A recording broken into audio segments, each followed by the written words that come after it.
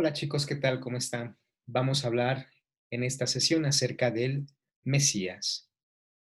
Como ya habíamos comentado anteriormente, uno de los ejes fundamentales de la Sagrada Escritura es la revelación del Mesías.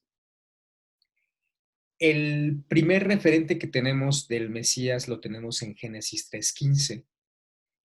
Después de que Adán y Eva cometen el pecado original, el Señor Dios le dice a la serpiente, maldiciéndola: comerás el polvo, te arrastrarás sobre tu vientre, y un descendiente de mujer te aplastará la cabeza. A esto se le llama también teológicamente el protoevangelio. ¿En qué consiste? En reconocer que desde el pecado original está anunciada la figura de alguien que va a destruir la obra de la serpiente. Recordamos que la obra de la serpiente fue convencer a Adán y a Eva para que comieran del fruto que les había de dar el don del discernimiento del bien y del mal. Es decir, la apuesta por el conocimiento que habría de sustituir eventualmente a Dios. El Mesías, descendiente de una mujer, está destinado a aplastar la obra de la serpiente, que consiste en el interés humano por dominar el mundo a través del conocimiento sin Dios. En este sentido, el Mesías viene a instaurar un reino definitivo en donde Dios es reconocido como rey. El Mesías es rey, de hecho, y viene a congregar a los justos que han escuchado el mensaje del Señor, que a diferencia de Adán y Eva, aceptan su voluntad como criterio de vida y que finalmente someten su voluntad a la voluntad del Creador. Ya hemos hablado en qué sentido la voluntad del Creador eh, amplía los márgenes de libertad humana. Muy bien, vamos a recuperar algunas nociones del mesianismo en el Antiguo Testamento, chicos. Comenzamos. Voy a compartirles pantalla.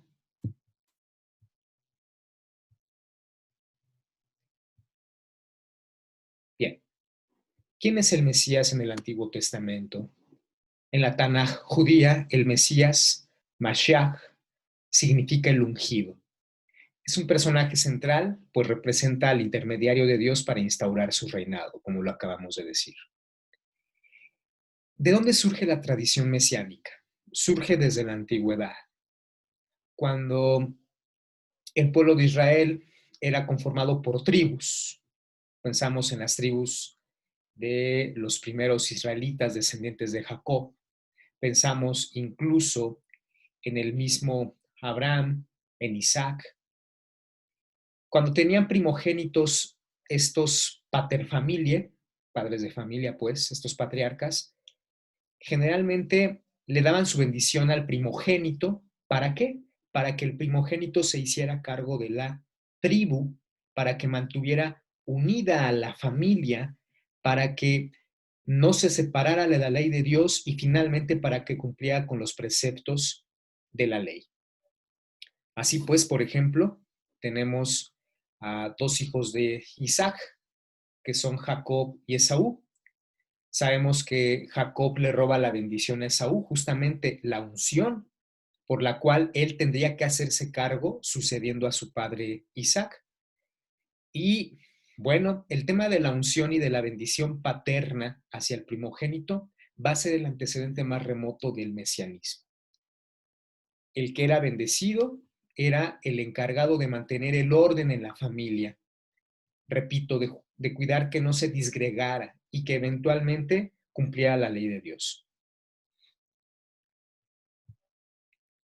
Posteriormente, sabemos que el pueblo de Israel crece en su población y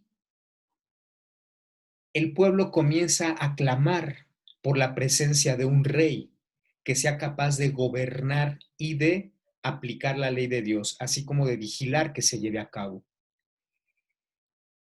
Yahvé Dios, bueno, el Señor Dios escucha la voz del pueblo y empieza a enviar reyes.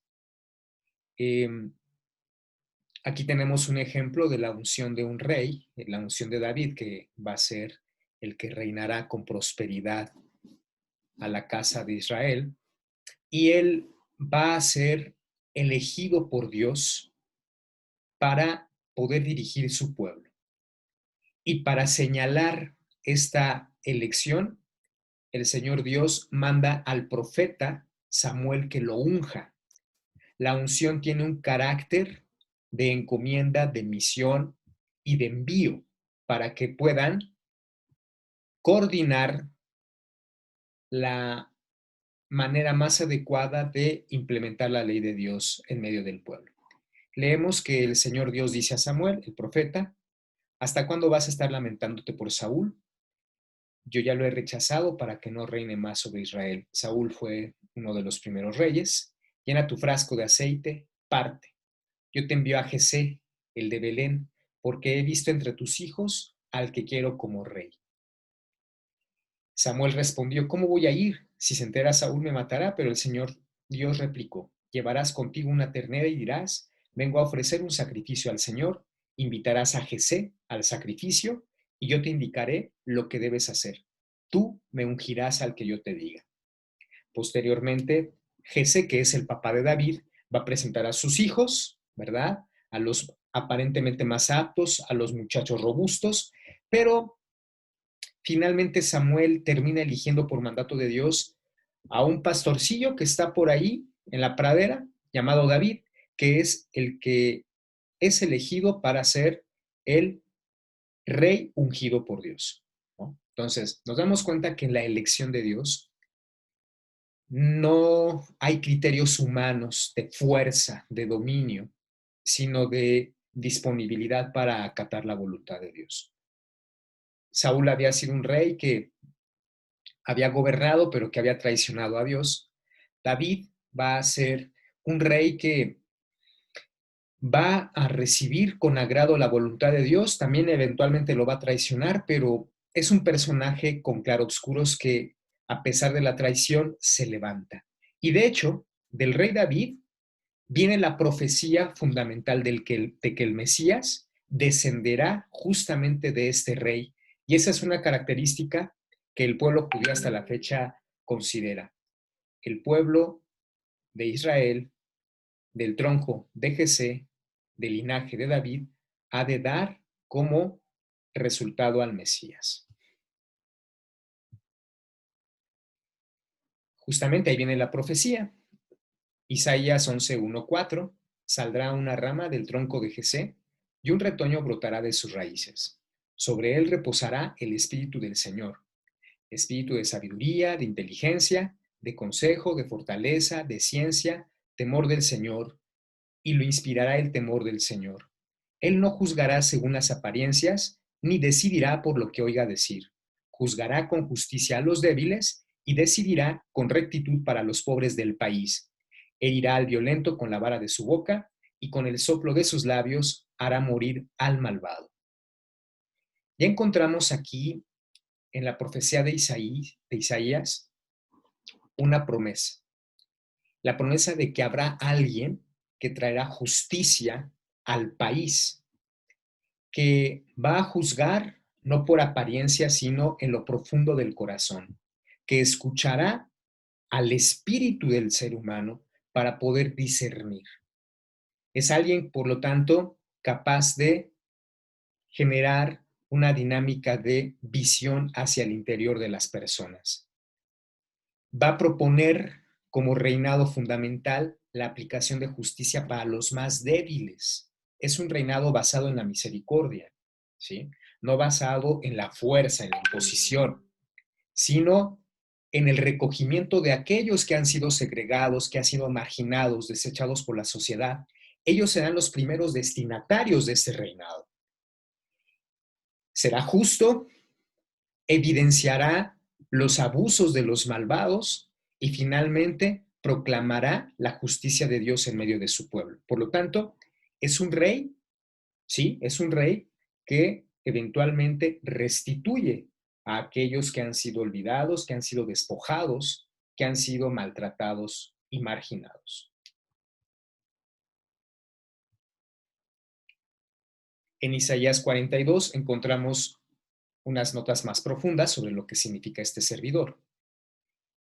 Es aquel a quien sostiene Dios mismo, es elegido, se complace en su alma, ha puesto su espíritu sobre él para que lleve el derecho a las naciones. Esta figura es fundamental. Es alguien que se encarga de restaurar el derecho, de hacer que se vigile la ley de Dios entre los pueblos.